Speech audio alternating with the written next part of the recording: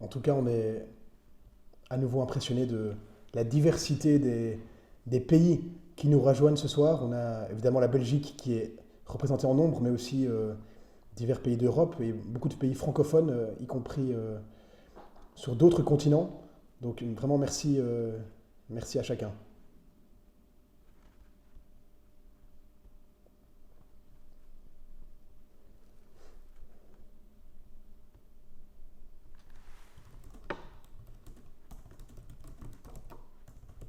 Voilà, alors bienvenue à tous pour ce webinaire de l'Institut européen de bioéthique. Ce soir, nous allons faire le point ensemble sur les enjeux bioéthiques actuels en Belgique, l'année écoulée et les perspectives pour 2022. Alors merci et bravo de consacrer votre soirée à ces enjeux importants pour notre société. En ce début d'année, d'ailleurs, nous vous souhaitons nos meilleurs voeux pour cette année et merci d'y consacrer une de vos premières soirées.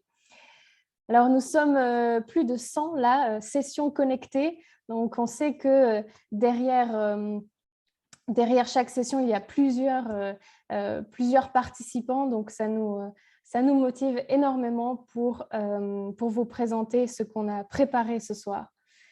Alors, je me présente rapidement. Je suis Constance Dubus, juriste et chargée d'études pour l'IEB. Et donc, j'interviendrai aux côtés de mon collègue Léopold Van Bellingen, que vous voyez également, et qui est juriste pour l'Institut européen de bioéthique et également chercheur en droit à l'UC Louvain. Avant de démarrer, un petit mot sur notre organisation. Donc, l'Institut européen de bioéthique est un centre d'études en matière biomédicale créé il y a plus de 20 ans déjà, en 2001, pour produire une réflexion sur les enjeux bioéthiques en Belgique et en Europe. Notre travail, concrètement, il consiste à informer et sensibiliser les citoyens ainsi que les décideurs politiques sur ces enjeux, et bien dans le souci d'une éthique basée sur la promotion de la personne humaine et de sa dignité. Notre équipe d'experts travaille en étroite collaboration avec le milieu universitaire et les professionnels de la santé aussi, très important, voilà, en Belgique et en Europe. Nous sommes indépendants de toute structure institutionnelle. Voilà pour l'IEB.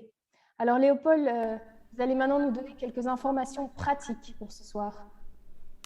Oui, tout à fait. Quelques petites informations pratiques avant d'entrer dans le vif du sujet. Donc, pour votre confort, comme vous l'avez vu, les caméras, les micros du public sont désactivés. En revanche, chacun de vous a l'opportunité d'adresser des questions par écrit tout au long de la conférence. Donc, vous avez un petit bouton au milieu, en bas de votre écran, et on répondra à ces questions à la fin de la conférence oralement. Mais Fiona de Grave, notre chère collègue, eh bien, va aussi pouvoir éventuellement vous répondre par écrit durant le webinaire. Donc on fera vraiment le maximum pour répondre à l'ensemble des questions qui nous sont adressées, mais dans le cas contraire, eh bien, n'hésitez pas à nous recontacter par mail à l'issue de la conférence.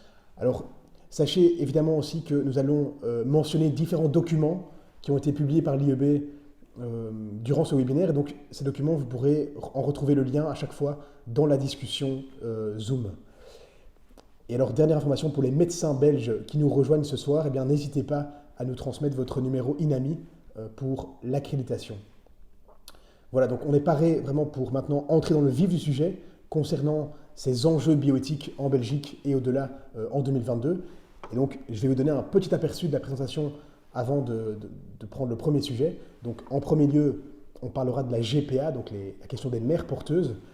Le second point eh bien, sera consacré à la question de la PMA, donc encore un acronyme pour procréation médicalement assistée. Le troisième point portera sur les évolutions en matière de recherche sur les embryons. Quatrième point, la question de l'euthanasie, avec les 20 ans de la loi sur l'euthanasie en 2022. Et enfin, cinquième et dernier point, on clôturera ce panorama bioéthique avec l'évocation assez rapide de la question de l'actualité autour de l'avortement. Voilà, et ensuite, évidemment, comme je l'ai dit, on aura ce temps de réponse aux questions que vous nous aurez posées tout au long du webinaire. Et on terminera évidemment par quelques mots de conclusion, notamment par rapport au travail, au projet actuel de l'Institut européen de bioéthique. Alors, premier sujet, Léopold, la gestation pour autrui ou la gestation par autrui, la GPA. En bref, la pratique des mères porteuses. À quoi pouvons-nous nous attendre sur ce plan en 2022? Mais alors, avant d'envisager les perspectives pour 2022, peut-être qu'il est intéressant de rappeler très rapidement les enjeux éthiques autour de la GPA. Donc, la GPA, on parle vraiment d'une convention, d'un contrat entre, d'une part, une femme qui va porter, qui va mettre au monde un enfant, et puis d'autre part, un commanditaire, le plus souvent un couple commanditaire, qui souhaite eh bien, obtenir un enfant via ce contrat. Et donc, c'est vraiment un contrat de conception d'un enfant, le plus souvent via une fécondation in vitro, un contrat de remise de cet enfant au couple commanditaire dès la naissance, et cette remise est effectuée généralement contre argent. Et donc les personnes commanditaires généralement sont des couples, soit des couples dont la femme ne peut pas avoir d'enfant, ou bien très souvent des couples d'hommes. Et donc évidemment les enjeux éthiques par rapport à cette pratique, ils sont nombreux et importants, puisque la GPA, eh bien, elle implique une instrumentalisation, voire même une marchandisation du corps de la femme, ce qui est non seulement contraire au principe juridique de non-patrimonialité du corps humain, mais qui est aussi une atteinte à la dignité même de la femme. Et la dignité de l'enfant également est mise à mal, puisque sa propre personne, l'enfant, fait l'objet d'un contrat, souvent, comme je l'ai dit, contre rémunération, ce qui revient en pratique en fait à acheter un bébé. Et enfin, évidemment, last but not least, la GPA présente de lourdes conséquences du point de vue de la séparation volontaire entre l'enfant et la mère qui l'a porté, puisqu'on connaît maintenant tous les liens, tout l'attachement prénatal et son caractère essentiel. Et donc, sur ce point, eh bien, je renvoie à la tribune que l'IEB a publiée à ce sujet il y a quelques semaines maintenant dans le journal Le Soir, et dont vous retrouvez le lien dans le commentaire. Merci Léopold pour ce rappel éthique. Et donc, est-ce que les choses vont bouger en 2022 s'agissant de l'interdiction ou de l'encadrement de la GPA en Belgique? Alors, les choses vont probablement bouger à 3 niveaux. Donc, au niveau belge, au niveau de l'Union européenne et puis au niveau du droit international. Donc, premier niveau, Belgique. Il faut rappeler qu'en Belgique, eh bien, la GPA n'est ni autorisée ni interdite. En pratique, ça revient à ce que les contrats de GPA ne sont pas exécutables, n'ont pas force de loi devant un juge belge. Et donc, en pratique, aujourd'hui, on a déjà quand même des couples qui concluent les contrats de GPA, en particulier à l'étranger, et qui ensuite font reconnaître l'enfant en Belgique comme étant leur fils ou leur fille. Mais on a aussi des GPA qui se pratiquent de facto dans 4 hôpitaux belges, avec des conditions que mettent ces hôpitaux qui sont assez variables par rapport à la question de l'infertilité, etc.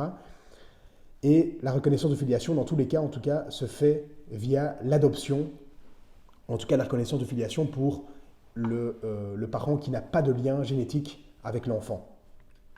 Alors, ça c'est la situation. Maintenant, les choses vont peut-être évoluer en Belgique, puisqu'on a des partis politiques de plus en plus nombreux, en particulier du côté flamand, pour demander une légalisation explicite de la GPA, en particulier de la GPA non commerciale. Et donc le CDNV a maintenant rejoint Vooruit, donc les socialistes flamands, mais aussi l'Open VLD sur cette question. Et donc on a maintenant plusieurs propositions de loi qui sont déposées à la Chambre visant à légaliser la GPA qu'on appelle de haute technologie, et donc au contraire de ce que certains appellent les GPA de basse technologie. Qu'est-ce qu'il faut entendre, Léopold, par GPA de haute ou de basse technologie?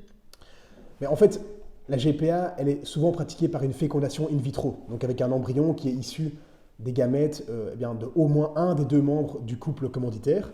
Donc c'est ce qu'on appelle improprement GPA haute technologie, mais qui en fait consiste simplement à ce que la mère qui porte l'enfant n'est pas la mère génétique, puisque l'embryon est issu d'un don d'ovocytes et d'un don de sperme.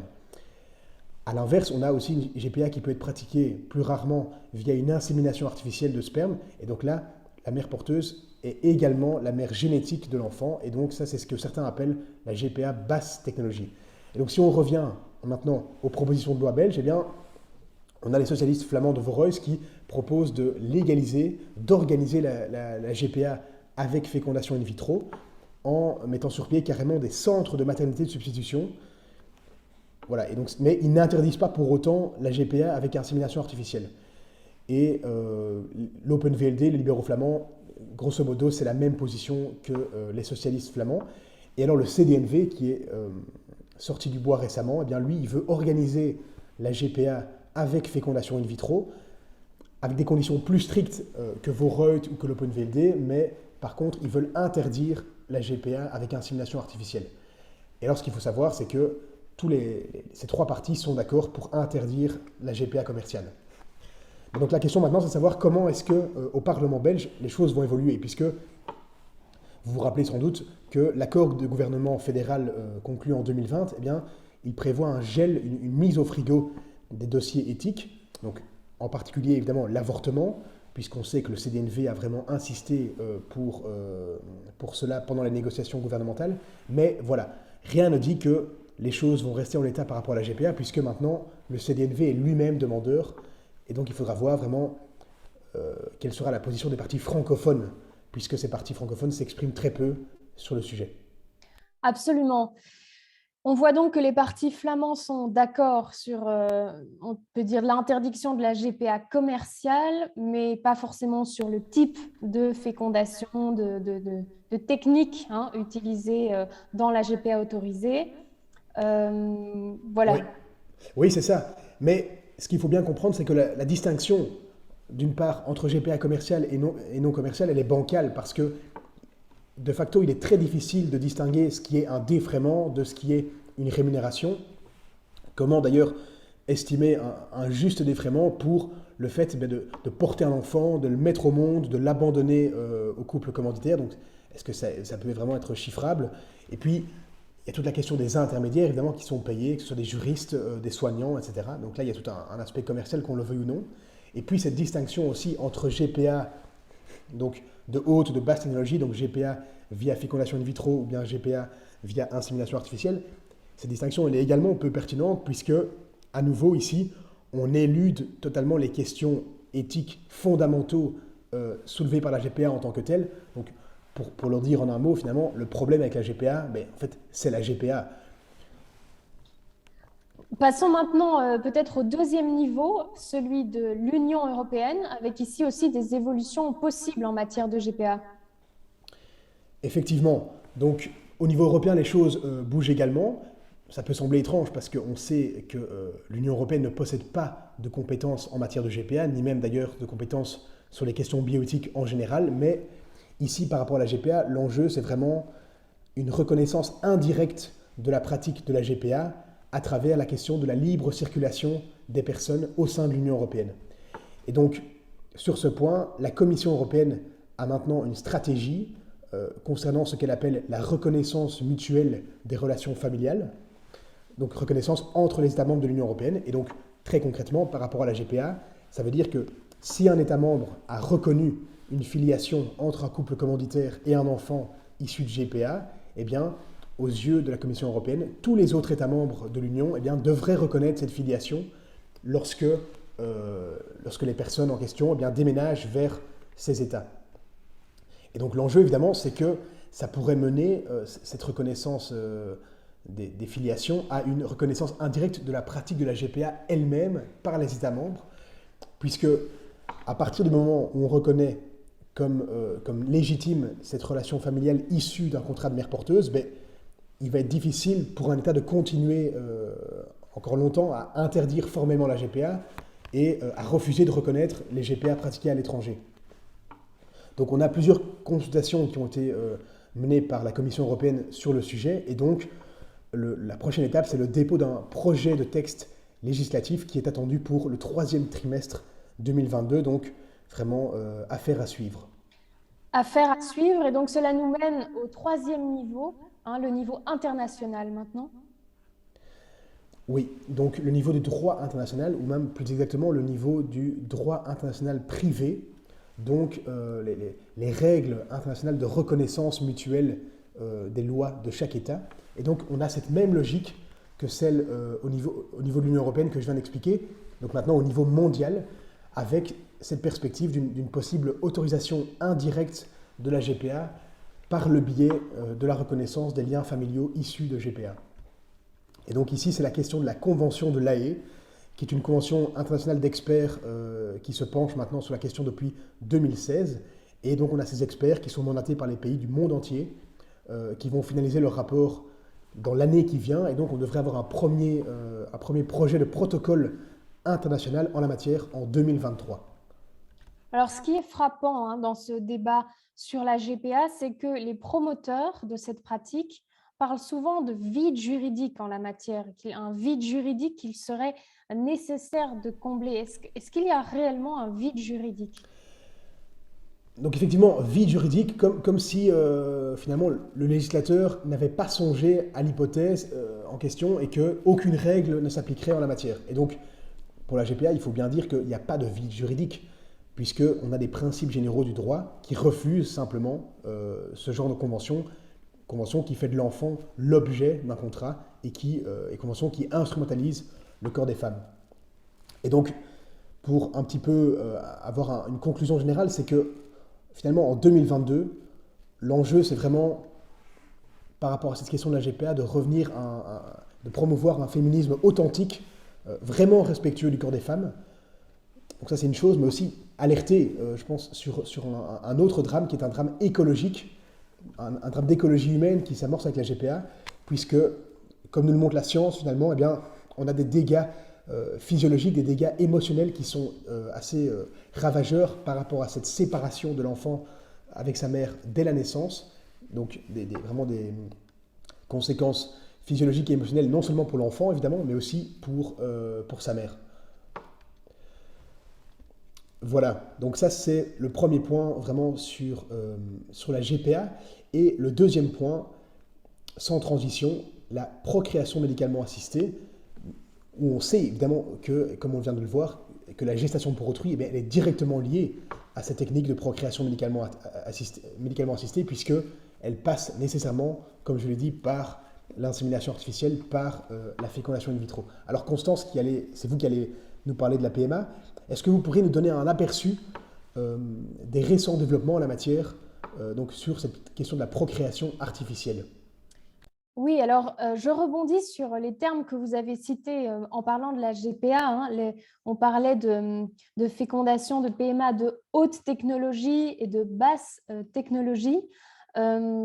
Ces dénominations font ressortir une tendance croissante qui est d'investir dans la fécondation in vitro comme un mode de conception idéal en réalité.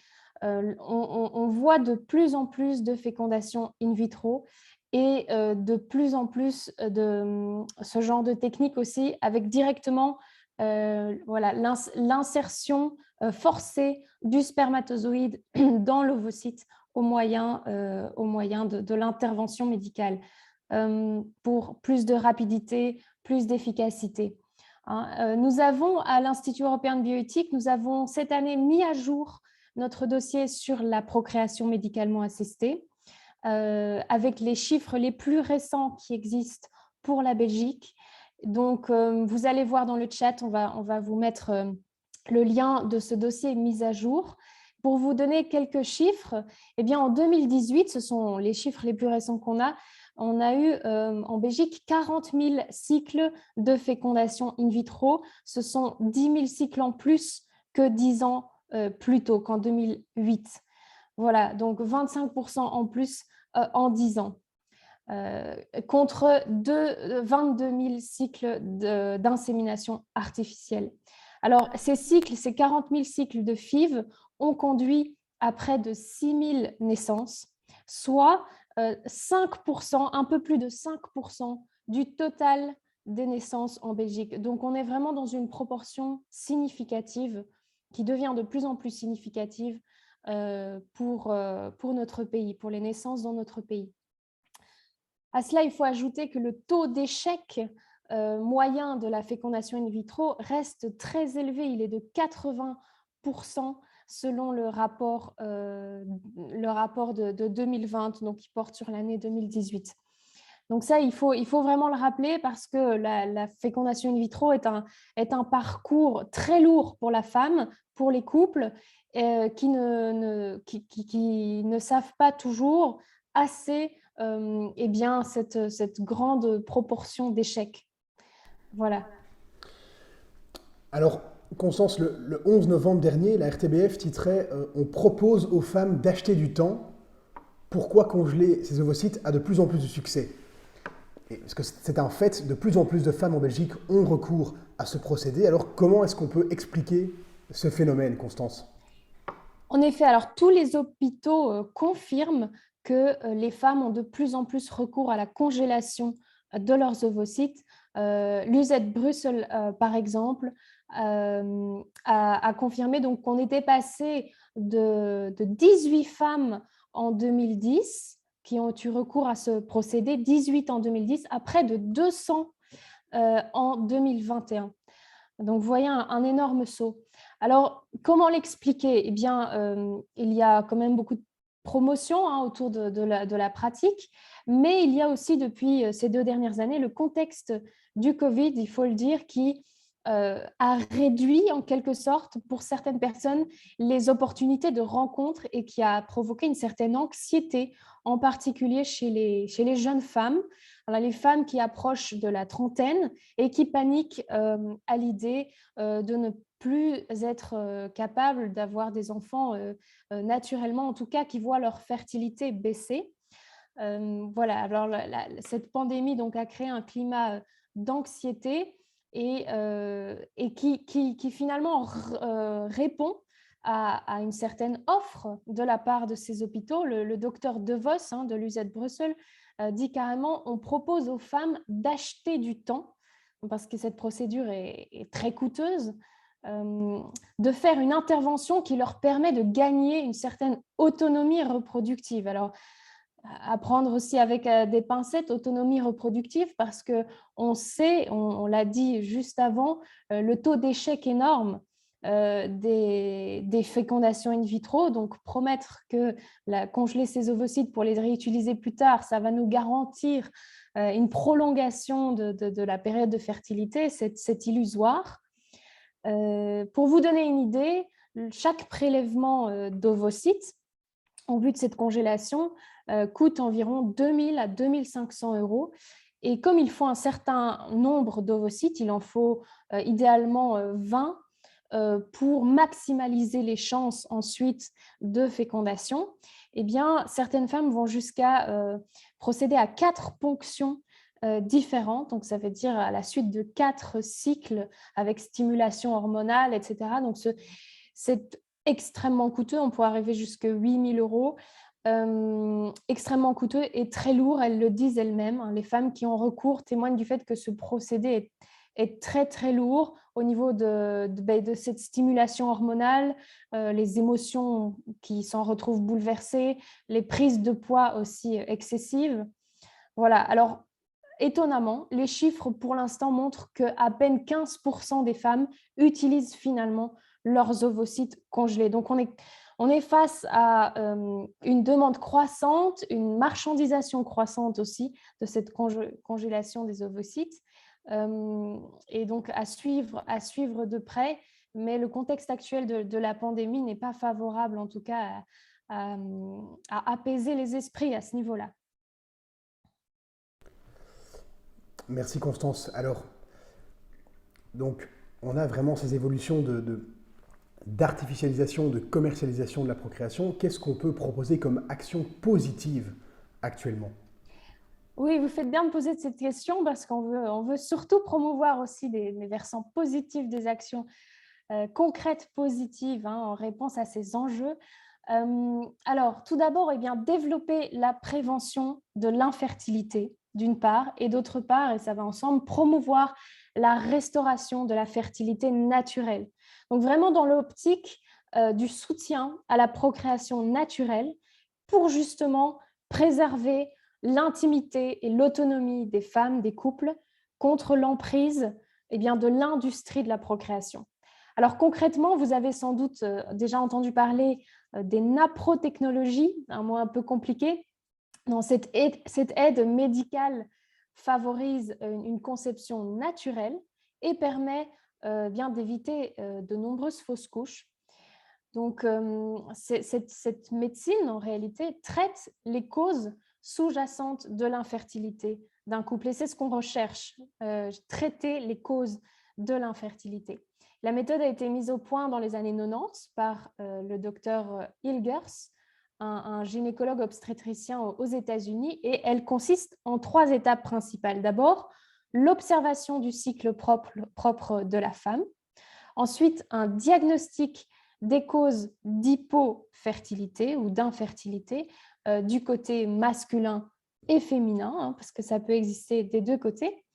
Et troisièmement, le médecin propose un traitement médical visant donc à restaurer un cycle féminin normal ou du côté masculin, une meilleure spermatogénèse. Donc, il s'agit soit d'un traitement hormonal ou d'une intervention chirurgicale chez la femme ou chez l'homme, ou tout simplement d'une meilleure hygiène de vie, l'alimentation, plus d'exercice physique, du repos. On sait que le stress est très nocif par rapport à la fertilité. Donc, voilà, tout ça peut aider à restaurer la fertilité. Alors, les chances de réussite, c'est quand même important, il faut le mentionner. Donc, la naprotechnologie offre de 25 à 35% de chances de donner naissance à un enfant aux couples présentant des difficultés à concevoir. Et par rapport aux techniques artificielles de PMA, on observe moins de fausses couches, plus de naissances à terme et un poids plus normal à la naissance. Voilà, moins de mortalité néonatale pour les enfants conçus naturellement avec un suivi naprotechnologique. Donc, Constance, tout l'enjeu aujourd'hui, finalement, c'est de faire connaître cette possibilité thérapeutique, mais voilà, comment est-ce qu'on s'y prend concrètement pour diffuser cette information? Voilà, alors nous, concrètement, qu'est-ce qu'on peut faire à notre place, à votre place? Eh bien, il s'agit de diffuser cette information, de faire connaître ces nouvelles voies médicales, tout d'abord auprès des médecins généralistes. Ce sont quand même les soignants les plus en contact direct avec leurs patients, avec les femmes. Là, j'aimerais mentionner un article très intéressant, très bien construit du docteur Herbin, Laetitia Herbin, Docteur, je n'arrive pas à être enceinte, il s'intitule, donc paru dans la revue de la médecine générale. Et cette médecin a fait tout un travail donc, sur la restauration naturelle de la fertilité et elle tente par cet article eh bien, de sensibiliser ses confrères, de leur faire découvrir ces voies alternatives. Donc Fiona va vous mentionner cet article, va vous poster cet article dans le fil de discussion, à lire, à diffuser. Voilà une piste concrète. Ensuite, auprès des gynécologues, bien sûr, aussi les premiers concernés. Donc ça peut faire l'objet d'une conversation individuelle lors de consultations, par exemple. Il ne faut pas hésiter à faire connaître, à susciter leur intérêt, en tout cas, par rapport à ces méthodes. Et bien sûr, auprès ensuite des citoyens et des jeunes, plus généralement. On pense à l'organisation de conférences au sein des universités. Les jeunes sont très attentifs à tout ce qui touche à la prévention de l'infertilité, maintenant de plus en plus à l'observation du cycle aussi. Et cela rentre dans une logique plus générale où les femmes émettent des doutes par rapport à la contraception chimique, par rapport à la stimulation hormonale qu'implique une PMA.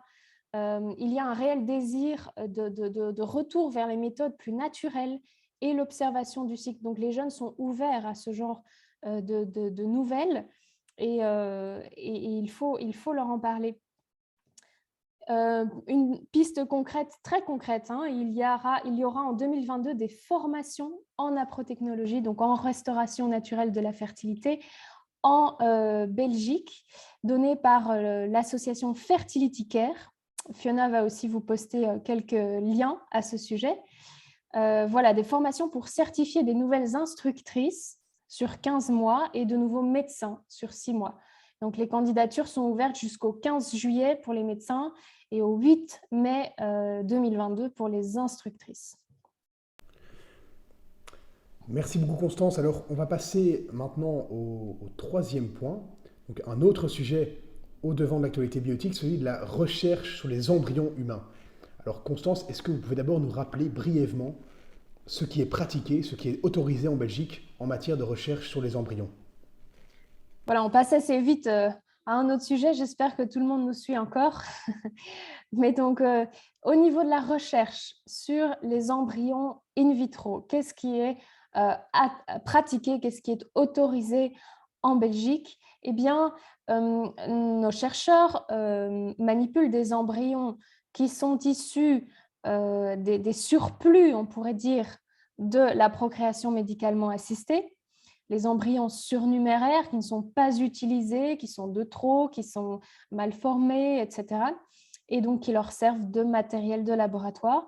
Et puis par ailleurs, ils ont aussi la permission, en vertu de la loi, et c'est assez exceptionnel sur la scène internationale, de créer des embryons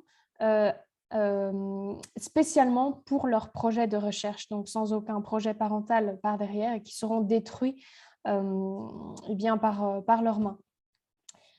Alors, ces projets doivent être soumis à des comités d'éthique universitaire, approuvés par la commission chargée de la recherche sur les embryons, un organisme fédéral. Et les buts autorisés pour ces recherches sont très larges. La loi parle d'objectifs thérapeutiques ou l'avancement, tout simplement, des connaissances en matière de fertilité, de stérilité, de greffe ou de prévention ou traitement de maladies. Donc, vous voyez, des objectifs très larges. Alors, une limite importante qui est posée par notre loi, c'est que les chercheurs ne peuvent pas manipuler ces embryons et les garder vivants, en quelque sorte, au-delà de 14 jours.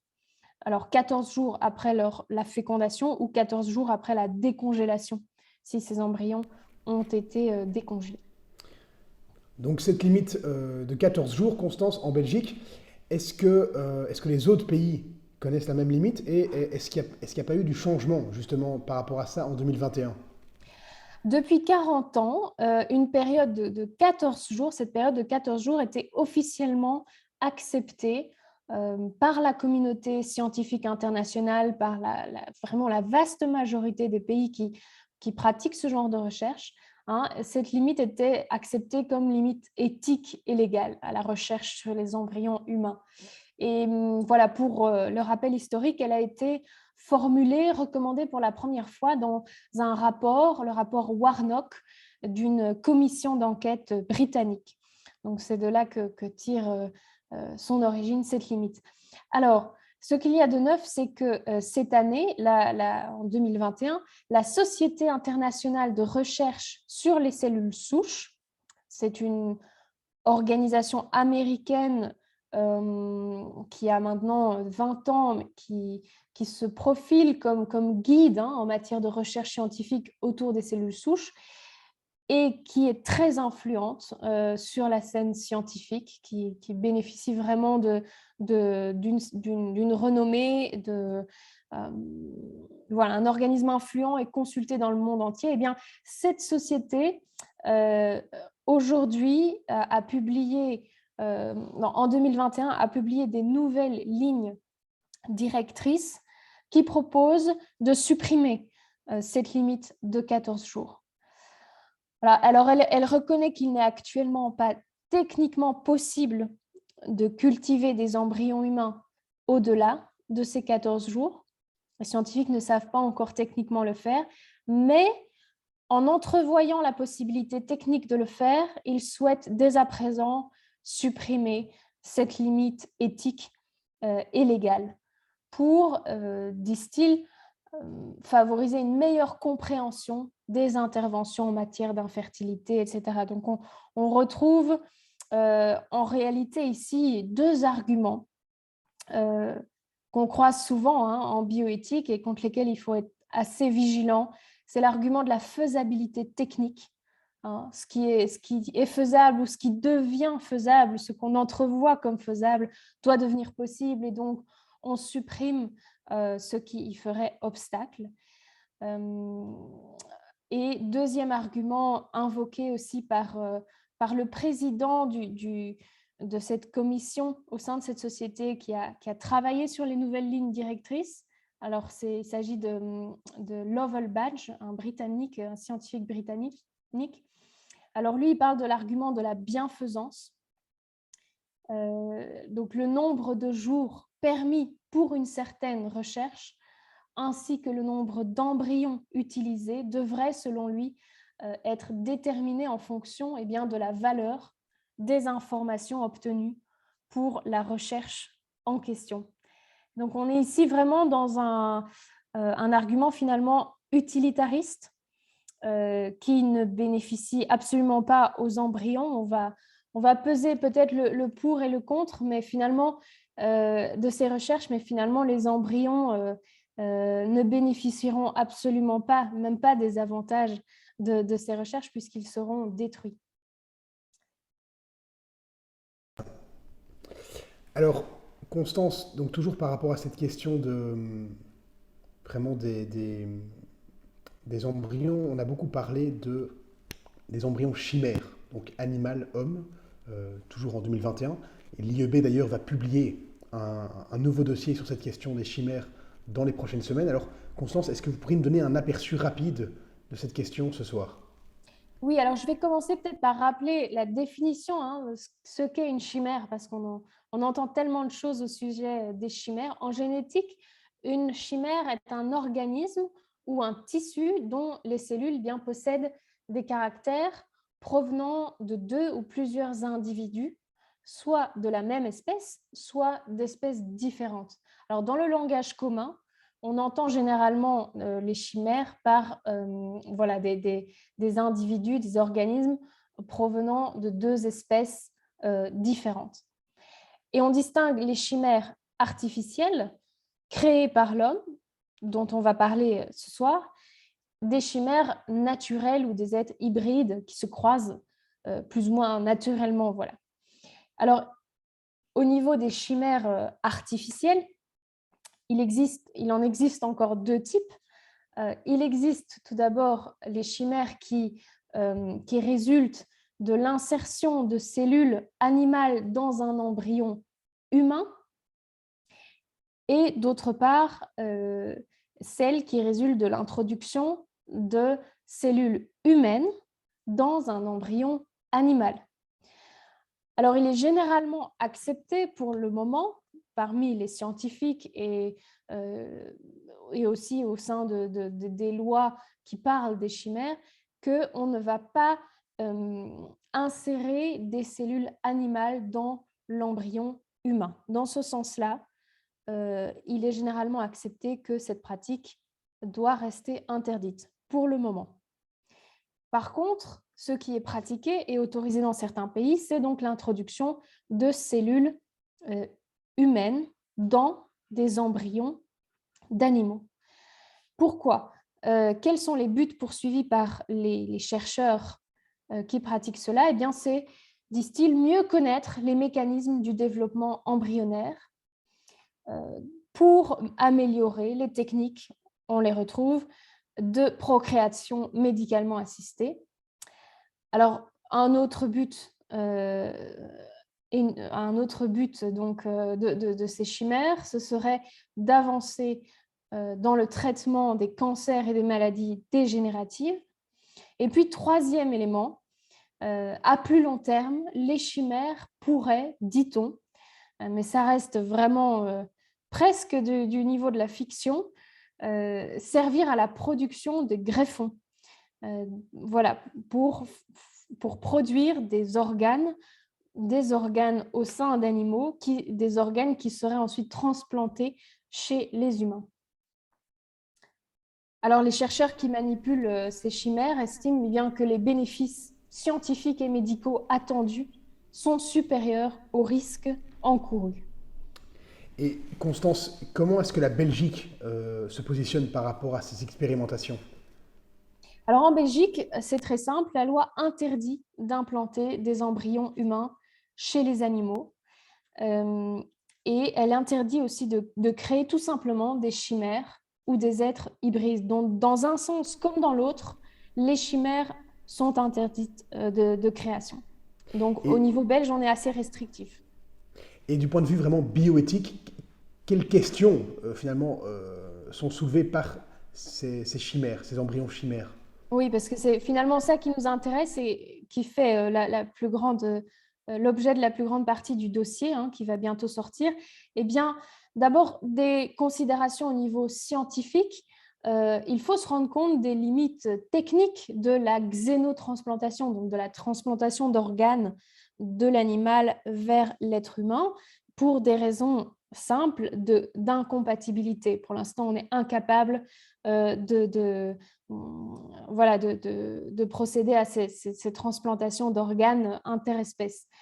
Il faut aussi se rendre compte des grands risques pour la santé. Ils sont pointés par l'OMS, le risque de zoonose, donc de transmission aussi de maladies du règne animal vers l'espèce humaine. On n'a pas la même immunité, les virus ne se propagent pas de la même façon. Et on le voit dans un contexte pandémique aussi, tous les dégâts que peuvent entraîner des manipulations hasardeuses. Alors, au niveau éthique, c'est ce qui nous intéresse, eh bien, il faut en tout cas promouvoir une réflexion éthique en amont de ces expérimentations sur les chimères. Le problème, c'est qu'aujourd'hui, les scientifiques avancent, font leurs propres règles éthiques, ont leur propre comité d'éthique relié à leurs projets ou leurs universités, qui avalisent les étapes franchies, mais sans réelle réflexion éthique en amont et sans limite claire. On peut aussi se poser la question, mais est-ce que c'est digne de l'être humain d'infliger de tels traitements à l'animal, de cultiver, de produire des organes au sein des animaux? Voilà, il existe des alternatives aujourd'hui beaucoup plus acceptables, valides par rapport aux organes dont on manque pour les transplanter. Alors il faudrait favoriser le don altruiste d'organes. C'est quand même pas la même chose d'être humain à un autre être humain, de donner son organe plutôt que de venir simplement le prendre chez un animal. Il y a aussi des progrès à faire au niveau des prothèses, des organes de synthèse, etc. Alors, autre question éthique fondamentale, est-ce qu'il est digne de l'homme d'être mélangé concrètement à l'animal, qu'on mélange les cellules? Il y a un risque certain de brouillage entre les espèces. Et d'ailleurs, ces risques sont pointés par un des scientifiques français qui manipule ces chimères, le professeur Savatier. Alors, lui préconise des limites claires. Il voudrait donc qu'on ne mêle pas les cellules germinales qui ont trait à la reproduction, les cellules neurales également, et qu'on fasse très attention à ne pas rendre une apparence humaine aux animaux chez qui on introduit des cellules humaines. Voilà, pour ce qui concerne les chimères. Donc, beaucoup de questions éthiques que je vous invite à découvrir, à approfondir à travers ce dossier qui paraîtra bientôt.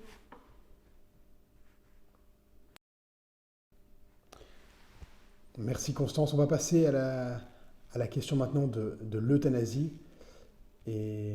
Voilà, donc, je vous cède la parole. Oui, Léopold, pour ce 4e point, nous passons donc à la question de l'euthanasie. Alors, Léopold, quelle perspective pourrions-nous tracer pour 2022 en la matière? Mais donc, si on parle d'euthanasie en Belgique en 2022, ben, évidemment, ce sera une année importante puisqu'on fêtera les 20 ans, on célébrera, on marquera les 20 ans de la loi sur l'euthanasie qui a été votée le 28 mai 2002. Et donc, on l'espère, cet anniversaire sera vraiment l'occasion d'un véritable bilan de 20 ans d'euthanasie en Belgique, puisqu'on sait maintenant le décalage entre la pratique de l'euthanasie aujourd'hui et, à contrario, les arguments invoqués pour sa dépénalisation en 2002. Donc, ces arguments, c'était l'euthanasie dans des cas exceptionnels pour des personnes dans des situations inextricables et visant à lutter contre les euthanasies clandestines. Et donc tout ça, on l'a déjà dit plusieurs fois, notamment l'année passée, on a vraiment un décalage entre la pratique actuelle et ces arguments. Et je vais pointer maintenant quelques évolutions préoccupantes, mais on peut évidemment citer le nombre croissant de personnes qui sont euthanasiées alors qu'elles n'étaient pas en fin de vie ou qu'elles n'avaient pas de maladie terminale. Également, une proportion importante d'euthanasie pour cause de troubles psychiques, donc troubles psychiques comme la dépression, donc des euthanasies qui sont pratiquées parfois sur des jeunes patients atteints de dépression. Et enfin, dernière évolution préoccupante, eh bien, l'absence de contrôle effectif des euthanasies déclarées à la Commission fédérale, puisque voilà, le contrôle opéré par cette Commission fédérale de contrôle et d'évaluation est largement inopérant, comme plusieurs articles scientifiques l'ont encore mis en exergue ces derniers mois. Et donc, il faut aussi dire que cet anniversaire par rapport à la loi euthanasie, il intervient alors que cette loi, elle continue d'évoluer, que la pratique de l'euthanasie continue d'être élargie et d'être normalisée, en quelque sorte, en Belgique. Et donc, par rapport à ça, je vais évoquer 3 dossiers successivement. Donc, d'une part, le projet d'élargissement de l'euthanasie aux personnes atteintes de démence, donc la question de Alzheimer. Ensuite, deuxième point, la liberté des institutions de santé par rapport à l'euthanasie. Et enfin, la question des sanctions en cas de non-respect des conditions de la loi. Premier point donc, l'euthanasie pour les personnes atteintes de démence. Aujourd'hui, pour les personnes qui ont perdu leur capacité de consentement, comme les patients atteints d'une forme avancée d'Alzheimer, la loi ne permet pas l'euthanasie. Est-ce que les choses pourraient changer sur ce point?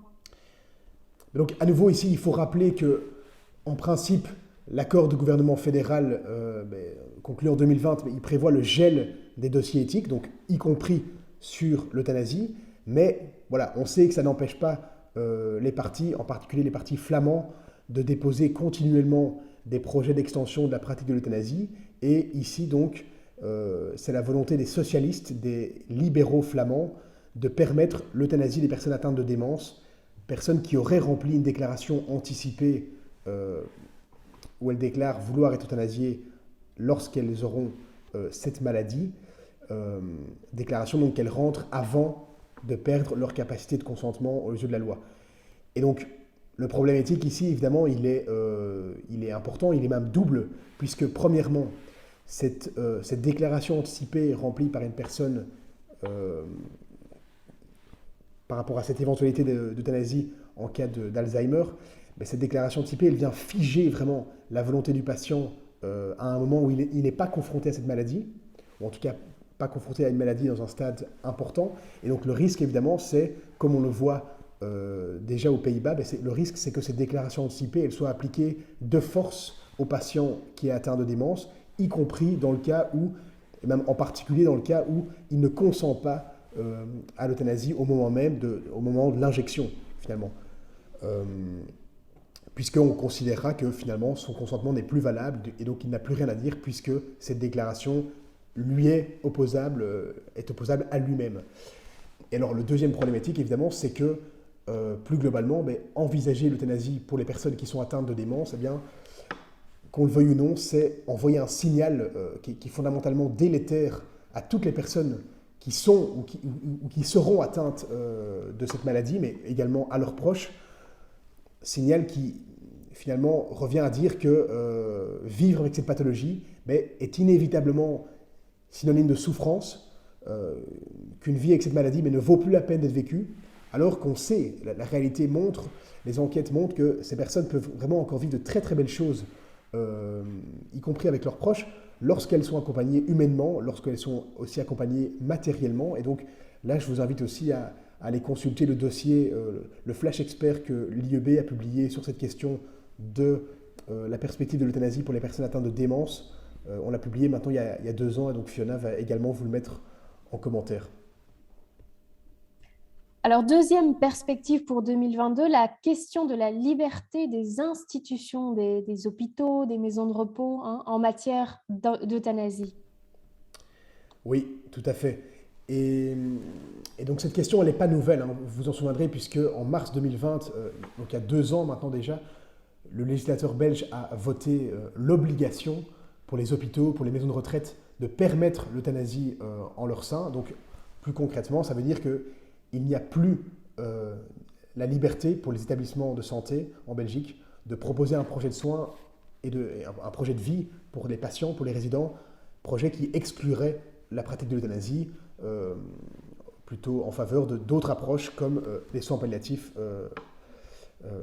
véritables. Et donc cette loi de mars 2020, elle a été attaquée devant la Cour constitutionnelle de Belgique pour violation précisément de la liberté des institutions, de la liberté de conscience aussi des membres de ces institutions. Et donc l'Institut européen de bioéthique a eu l'occasion de se joindre à ce recours en déposant un mémoire en intervention devant la Cour. Et les plaidoiries ont eu lieu donc, il y a quelques semaines, début décembre. Et donc on attend le jugement, l'arrêt plutôt, de la Cour constitutionnelle de Belgique dans les semaines, dans les mois qui viennent. Donc là, on aura une réponse très, très prochainement.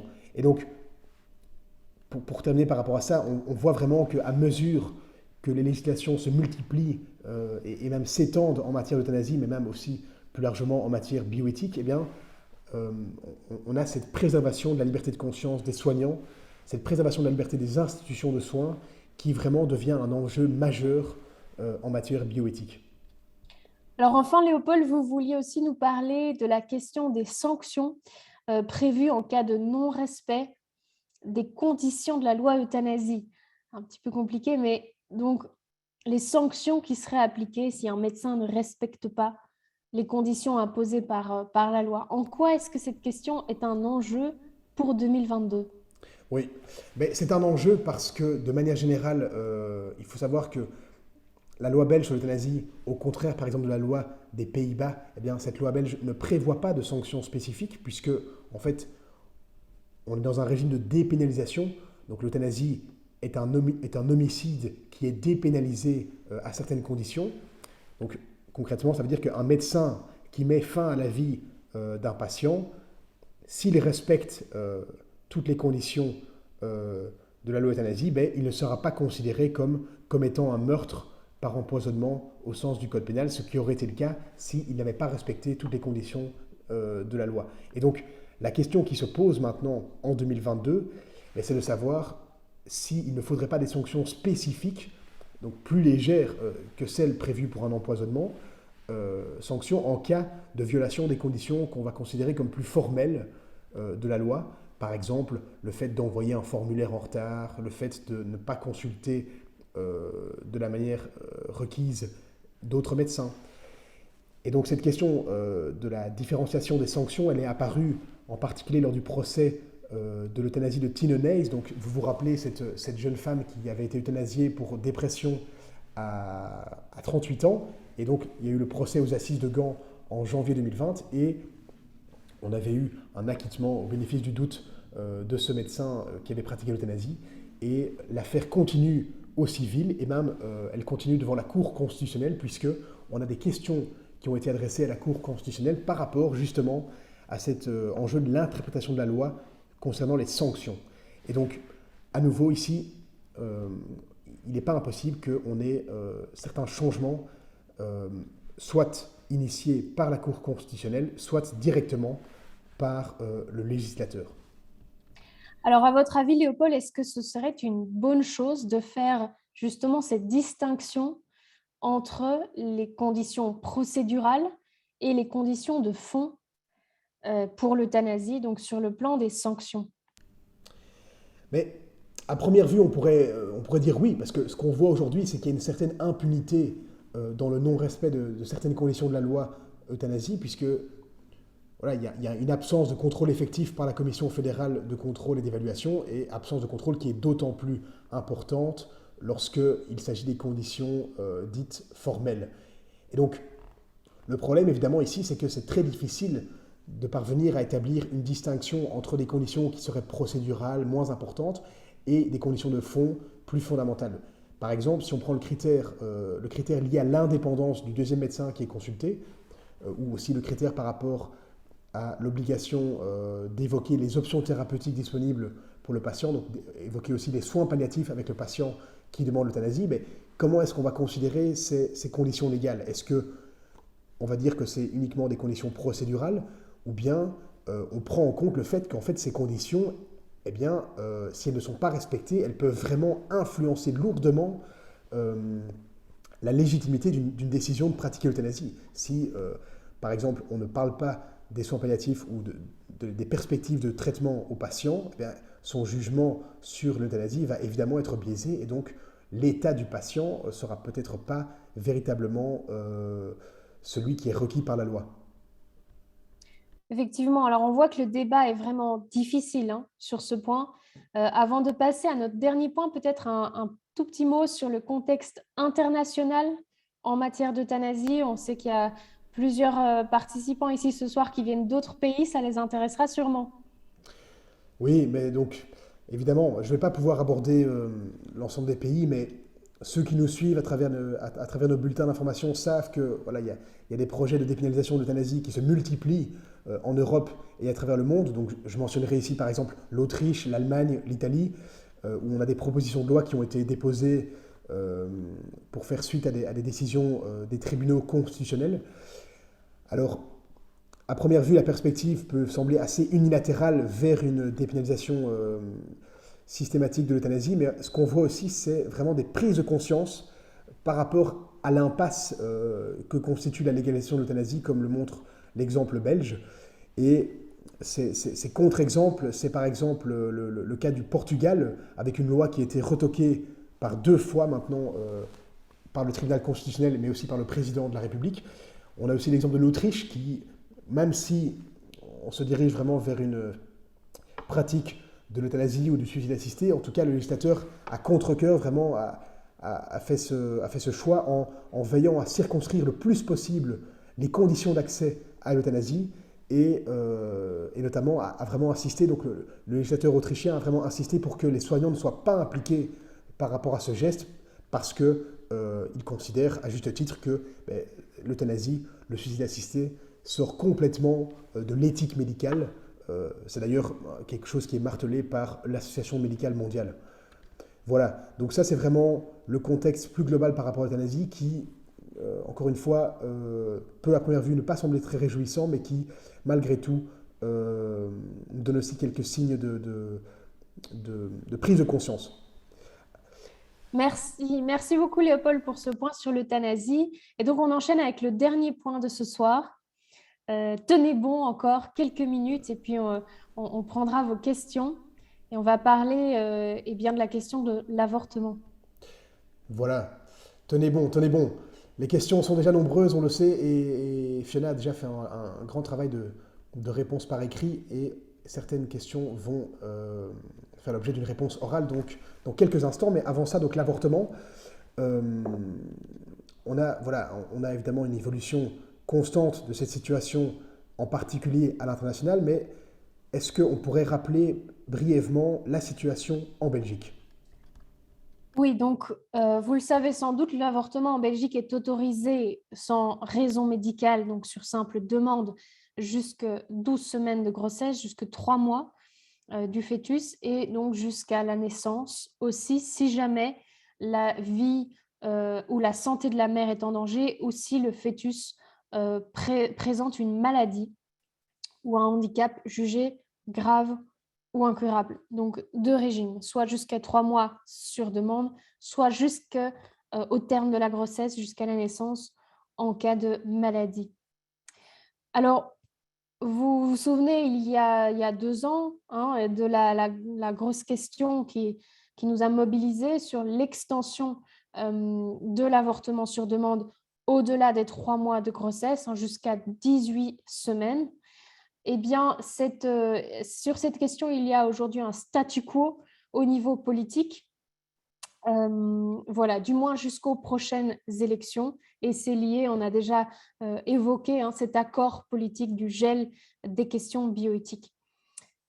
À ce sujet, donc, toute cette discussion menée depuis 2 ans nous a incité à vraiment creuser la question de cette extension.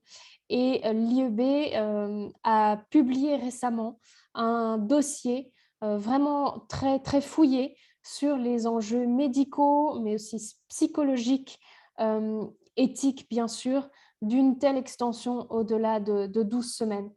Donc là, Fiona va vous le poster aussi dans le chat. Alors, c'est un dossier vraiment complet qui a été élaboré en collaboration avec des médecins, des gynécologues, le fruit d'un gros travail qui nous a beaucoup appris aussi sur la question et je vous invite vraiment à le découvrir, à le faire connaître. Et si la question revient sur la scène politique, eh bien, ces résultats seront prêts à être mobilisés et à servir pour nourrir le débat.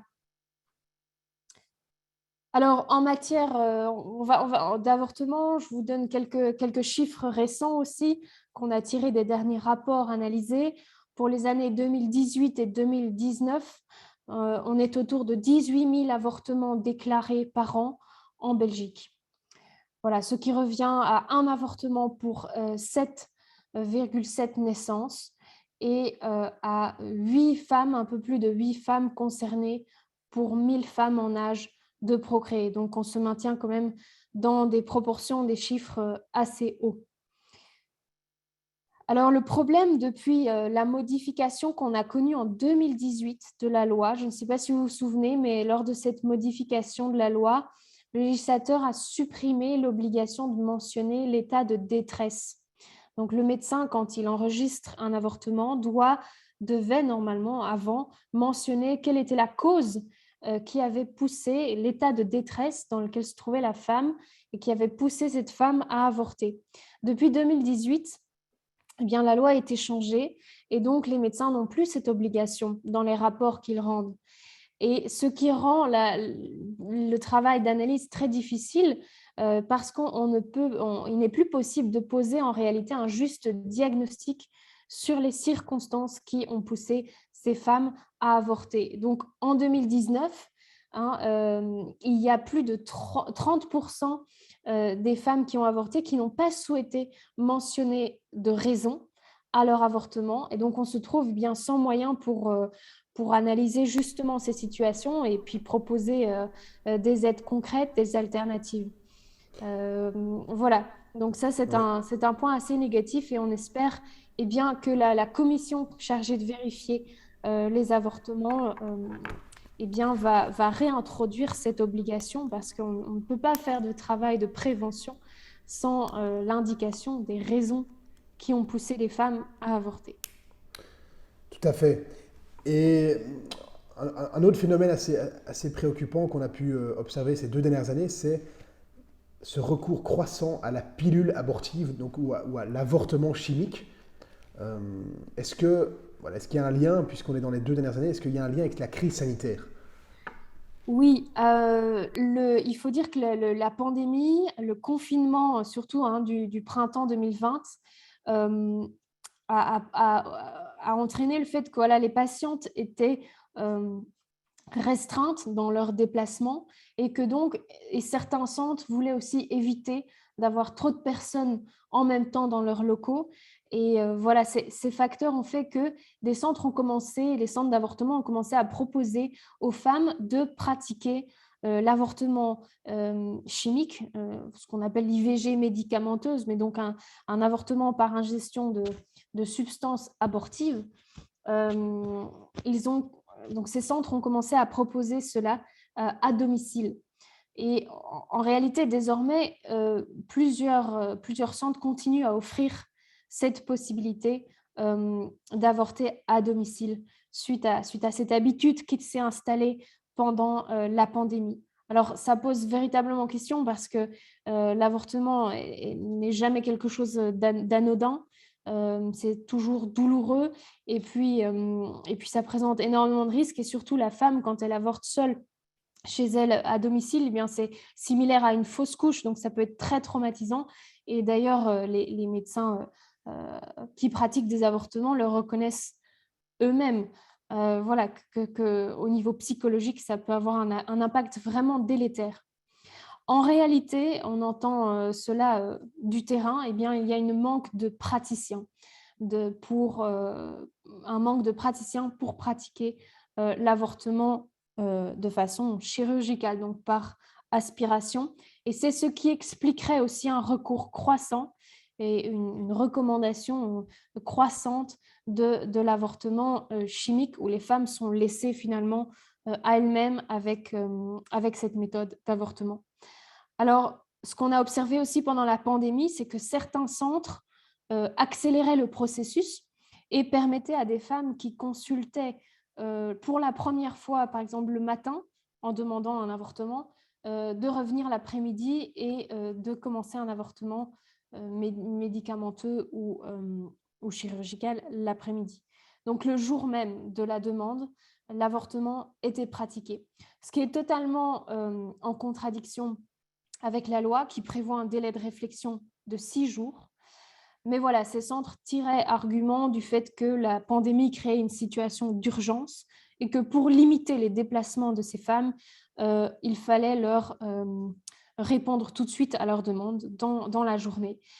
Alors, on peut se dire que maintenant qu'on est sorti du confinement, de ce confinement strict de 2020, les choses sont revenues à la normale. Eh bien non, certains centres continuent et sont fiers, disent-ils, de continuer à offrir cette possibilité d'avorter plus rapidement le jour même.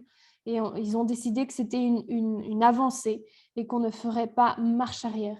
Donc, qu'ils ne feraient pas marche arrière. Voilà, une question parlementaire a été posée au ministre de la Santé à ce sujet, sous notre initiative d'ailleurs, mais via des députés. Et il faut dire que la réponse bottait largement en touche. Donc, passons maintenant à l'évolution internationale en matière d'avortement. Donc, on sait que, en particulier du côté des États-Unis, les choses bougent pas mal sur ce plan. Et donc, on sait qu'il y a vraiment des regards qui sont rivés, en particulier du côté européen, sur ce qui va se passer aux États-Unis. Alors, vous pouvez nous en parler brièvement? Voilà, donc on terminera par cela. Alors, ce qui est paradoxal, c'est qu'aux États-Unis, vous avez un système assez libéral au niveau de l'avortement. Pour rappel, donc depuis l'arrêt de la Cour suprême Roe versus Wade, qui a été complété par l'arrêt Planned Parenthood versus Casey, on a un système qui permet, qui justement empêche les États américains de restreindre l'accès à l'avortement en dessous du seuil de viabilité du fœtus. Voilà. Si jamais les restrictions imposées par les États membres, les États donc fédérés des États-Unis restreignent trop l'avortement en dessous de ce seuil et qu'il constitue un obstacle, on dit substantiel à l'égard de la femme, eh bien, ces restrictions, ces lois vont être recalées. Elles vont être jugées inconstitutionnelles. Donc, les États sont en quelque sorte bridés dans leur volonté de restreindre l'accès à l'avortement. Alors, les choses sont en train de changer parce que le 1er septembre dernier, au Texas, est entrée en vigueur une loi qui interdit l'avortement au-delà du premier mois de grossesse, donc 6 semaines d'aménorrhée, donc à partir du moment où peuvent être détectés les battements du cœur de l'enfant à naître. Et cette fois-ci, étonnamment, la Cour suprême a refusé de bloquer l'entrée en vigueur de cette loi pour des raisons procédurales, mais néanmoins, eh bien, cette décision de la Cour suprême a eu l'effet d'un coup de tonnerre, alors non seulement aux États-Unis, mais aussi en Europe. Vous en avez peut-être entendu parler d'ailleurs. Et voilà, beaucoup y voient les premiers pas vers un renversement du système de ce qui est en vigueur aux États-Unis actuellement, un renversement de ce fameux arrêt Roe versus Wade. Et ce renversement, eh bien, est relativement probable dans la mesure où la Cour suprême des États-Unis est actuellement plus conservatrice que précédemment. Et donc, voilà, un tel revirement n'est pas à exclure dans les prochains mois. Il faudra suivre le prochain arrêt de la Cour suprême qui est annoncé, je pense, pour le printemps ou l'été 2022. La Cour suprême va être amenée à se prononcer sur la constitutionnalité d'une loi du Mississippi, une loi qui souhaite interdire l'avortement au-delà de 15 semaines d'aménorrhée, soit 13 semaines de grossesse. Donc voilà, les regards sont rivés vraiment vers cet arrêt qui sera assez décisif, non seulement pour les États-Unis, mais qui aura très certainement des répercussions voilà, par rapport à toute la question de l'avortement dans le monde. Merci beaucoup, Constance. Voilà, on termine le panorama bioéthique 2022, mais aussi l'état des lieux 2021, on va dire, avec cette question de l'avortement. Et donc maintenant, pour les nombreuses courageuses personnes qui sont restées avec nous, eh bien, on va prendre les questions, en tout cas les questions auxquelles il n'a pas été déjà répondu par écrit. Alors, je vois une première question par rapport à l'euthanasie, notamment sur l'enjeu de eh bien, l'information des médecins, l'information surtout des patients même, pas nécessairement pas via les médecins, en matière de soins palliatifs. Et donc là, évidemment, il y a un vrai travail qui doit être fait de manière continue sur non seulement la promotion des soins palliatifs, mais également vraiment une question de pédagogie, en particulier auprès du corps médical, pour bien faire comprendre vraiment l'incompatibilité entre les soins palliatifs véritables et l'euthanasie, puisque ces soins palliatifs visent vraiment à accompagner, à soulager, sans jamais provoquer la mort, alors que l'euthanasie est vraiment là dans une démarche de mort intentionnelle pour soulager, ce qui n'est absolument pas la philosophie palliative. Et donc là, il y a beaucoup de choses qui se font pour la promotion des soins palliatifs, une très belle campagne qui avait été faite par différentes fédérations bruxelloises, francophones, bruxelloises, wallonnes, flamandes, mais avec toujours cette idée finalement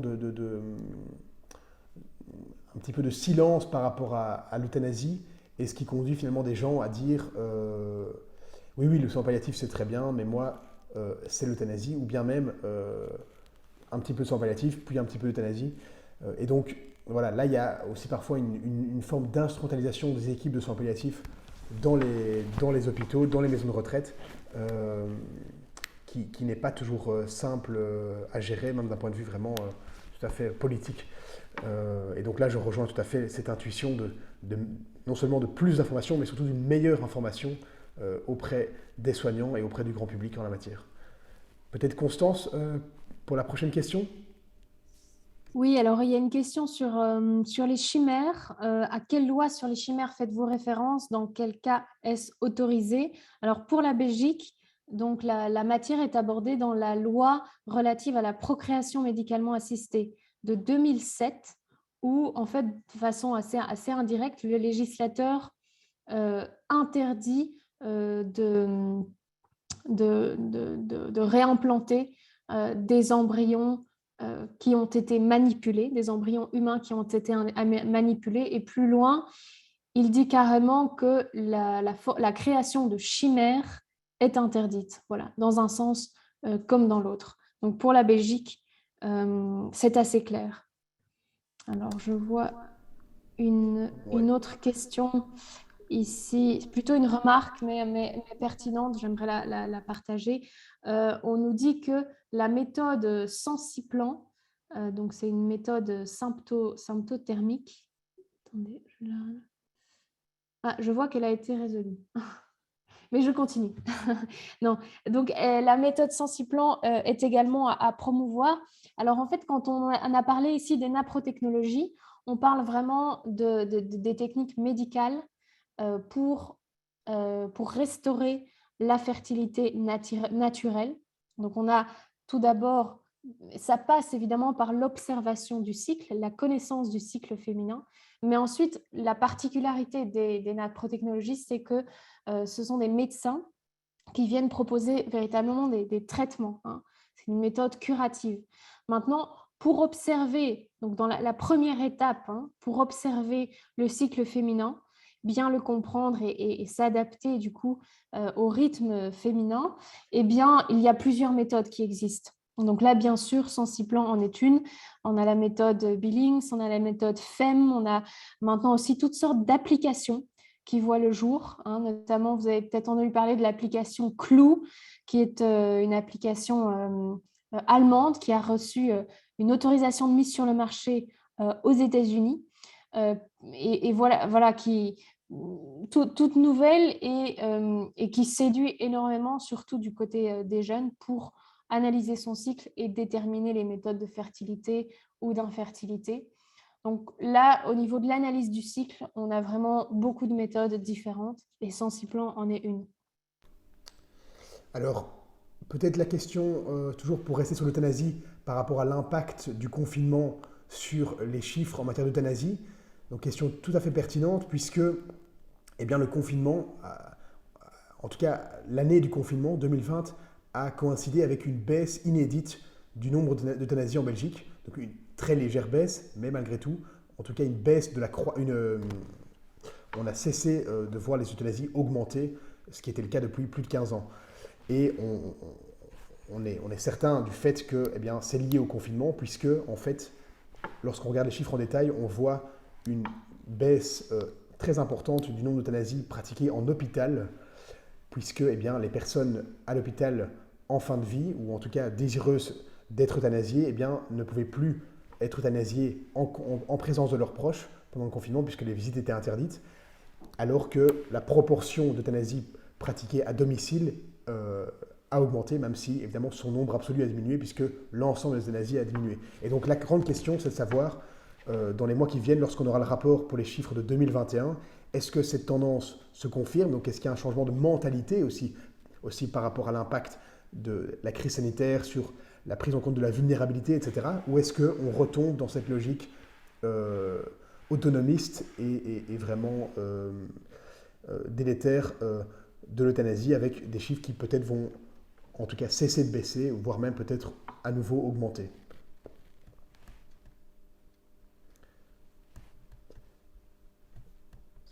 Il y avait aussi Alors, une question, peut-être, Constance, avant de vous ouais. redonner la parole, une question sur je crois, sur les salons de promotion de la GPA, donc le fameux salon Men Having Babies qui a eu lieu début novembre à 2 pas de l'IEB, d'ailleurs à Die Hotel, à la porte de Namur. Comment est-ce qu'on conçoit le fait que ces salons puissent se tenir du point de vue du droit belge? Donc ça, c'est la question. Ben, la réponse, c'est qu'il n'y a pas, contrairement à la France, par exemple, d'interdiction explicite de la promotion de la GPA. Et d'autant plus que eh bien, ces salons se défendent de faire de la vente directe, on va dire, pour utiliser les termes très marketing, d'enfants, mais font vraiment de la promotion des services, des compagnies, etc. De l'information. Mais voilà, je pense que les outils légaux pour interdire sont là, en particulier du point de vue de l'ordre public immatériel, et la volonté politique n'y est pas, même si on a vu quelques sourcillements de certains politiques, mais qui se font rares. Je crois qu'à nouveau, ici, on est vraiment dans les principes généraux du droit qui doivent pouvoir être mobilisés. Et la pratique de la GPA en premier lieu, mais aussi ses dérivés, comme les salons de promotion, devraient pouvoir être non pas régulés, mais vraiment interdits. Merci. Alors, je vois une question intéressante par rapport aux avortements dits postnataux. On pourrait aussi parler d'euthanasie, euthanasie néonatale. Alors, aux Pays-Bas, la personne évoque la situation aux Pays-Bas. Ces avortements, ces euthanasies néonatales sont pratiquées en vertu d'un protocole, c'est-à-dire un accord en fait qui a été conclu entre le ministère public et le monde médical, l'association des médecins.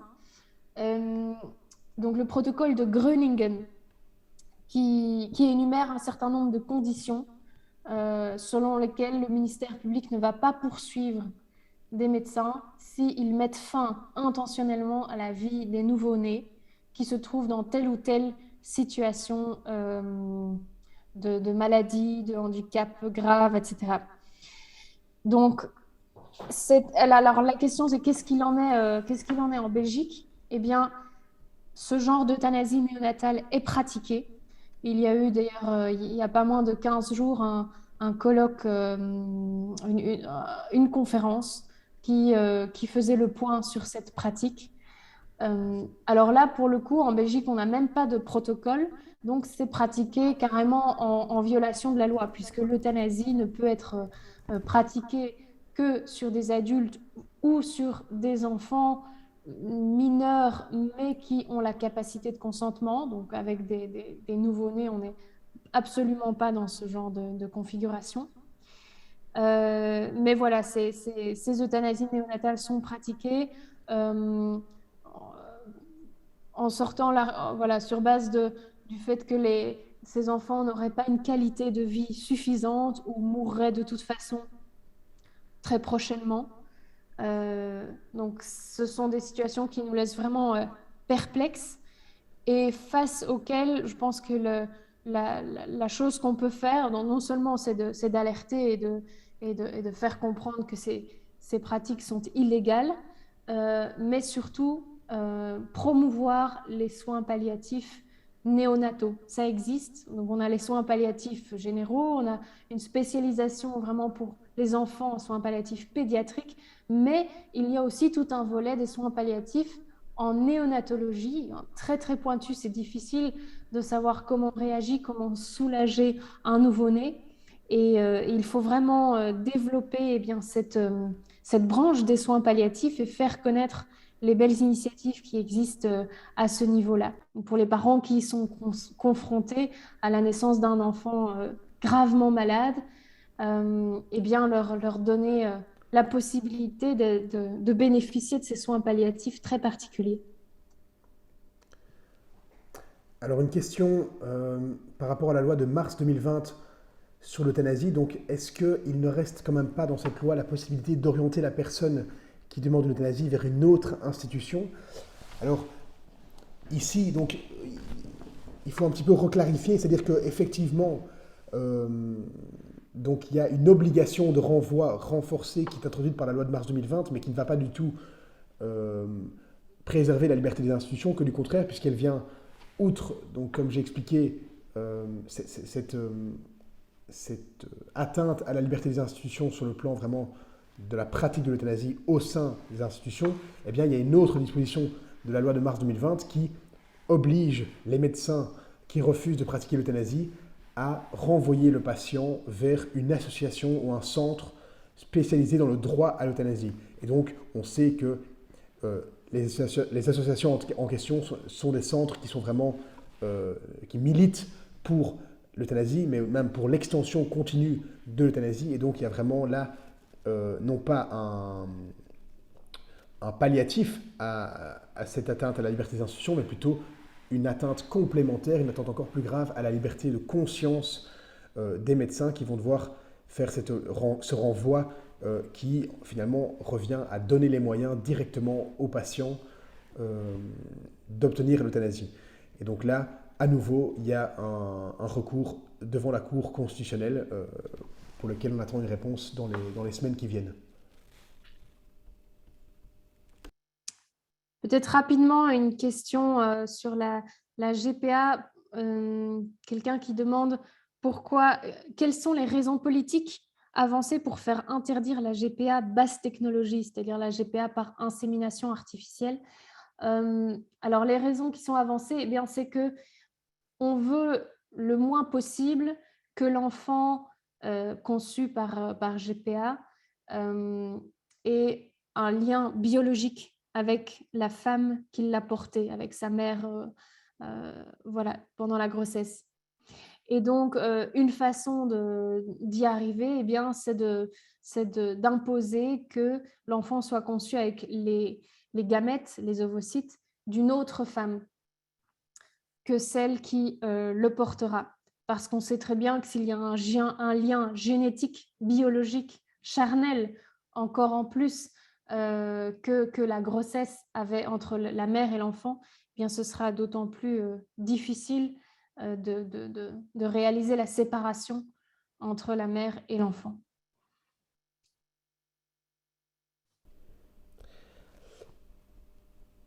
Voilà. D'autres questions? Peut-être encore prendre une ou deux questions, puisque je vois que l'heure tourne et on avait convenu de clôturer vers 21h30 et on a encore fait les petites conclusions. Peut-être Peut-être encore une question, Constance? Le temps de regarder. Comme Une on l'a question dit, voilà. intéressante qui porte sur le, la question, on n'en a pas parlé ce soir, hein, la question du changement de sexe pour les mineurs. Donc voilà, c'est un vaste sujet qu'on n'aura pas l'occasion d'aborder ce soir. C'est vrai qu'on y travaille parce qu'on sent que c'est une question qui taraude aussi beaucoup de professionnels de la santé par rapport, encore une fois, à la liberté de conscience de certains médecins. Donc voilà, je voulais juste évoquer cette question qui est aussi une question qui nous préoccupe et sur laquelle on travaille, surtout lorsqu'il s'agit d'intervenir sur le corps des enfants par des bloqueurs de puberté, par des opérations chirurgicales irréversibles. Et voilà, affaire à suivre, mais on y travaille.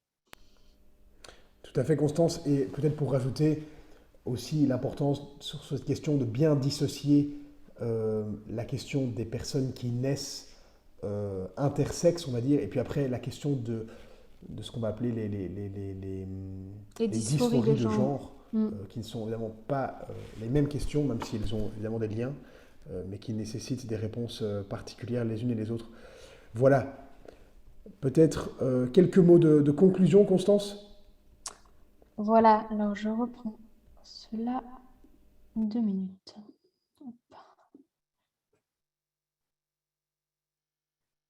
Voilà, alors non mais merci beaucoup à tous. En tout cas, vous étiez nombreux, vous étiez à peu près 200 ce soir à nous suivre, sachant encore une fois qu'il y a souvent plusieurs personnes derrière chaque session.